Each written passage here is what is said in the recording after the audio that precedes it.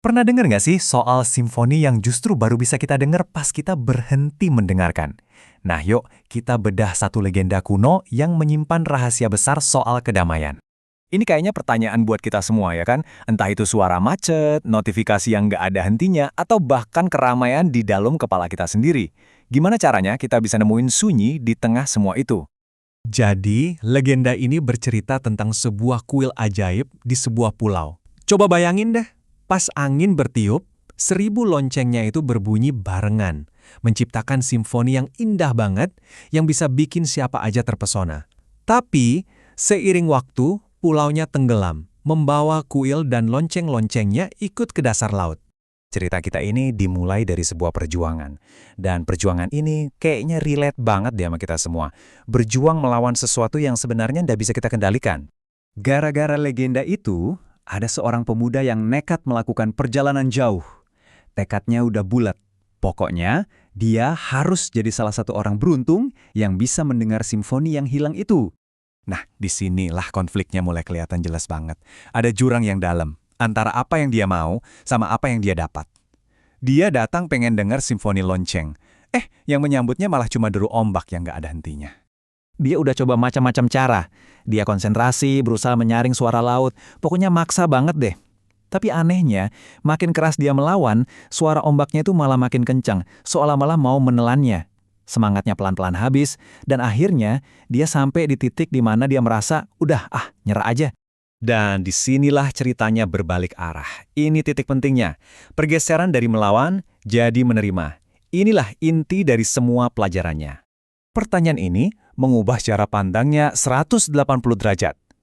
Gimana kalau ternyata laut itu bukan musuh yang harus dikalahkan, tapi justru itu jalannya?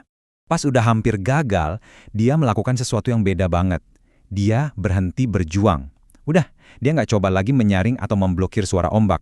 Dia biarkan saja suara itu ada. Nah, ini poin pentingnya nih.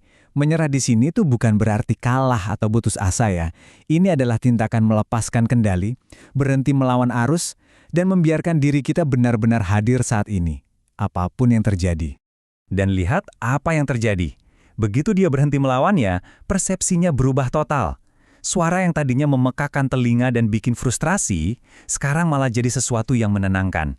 Sesuatu yang indah.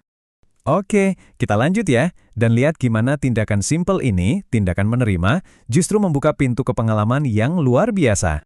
Waktu dia benar-benar menenggelamkan dirinya dalam suara laut, tanpa perlawanan sama sekali, sesuatu yang nggak disangka-sangka terjadi. Justru di tengah suara itu, dia menemukan sebuah keheningan. Nah, ini dia paradoksnya yang keren banget. Keheningan sejati yang dia cari itu ternyata bukan didaput dari menghilangkan suara, tapi justru dengan masuk lebih dalam ke suara itu sendiri. Keheningan itu ternyata ada di pusat keramaian. Di dalam keheningan itulah, akhirnya dia mendengarnya. Satu dentang, pelang, jernih, dan nyata banget. Momen ajaib yang dia tunggu-tunggu. Terus satu lonceng itu disambut oleh yang lain, dan yang lain lagi, sampai akhirnya seluruh simfoni dari 1.000 lonceng itu bangkit dari kedalaman, menyatu sempurna dengan irama laut. Dia akhirnya mendengar musik itu bukan dengan melawan kebisingan, tetapi dengan mendengarkan melalui kebisingan itu. Cerita kuno ini tuh bukan cuma dongeng loh, ini semacam peta. Nah sekarang, yuk kita lihat gimana caranya kita bisa pakai pelajaran ini di kehidupan kita yang modern dan, bising ini. Jadi, intinya bisa kita pecah jadi 3 langkah simpel.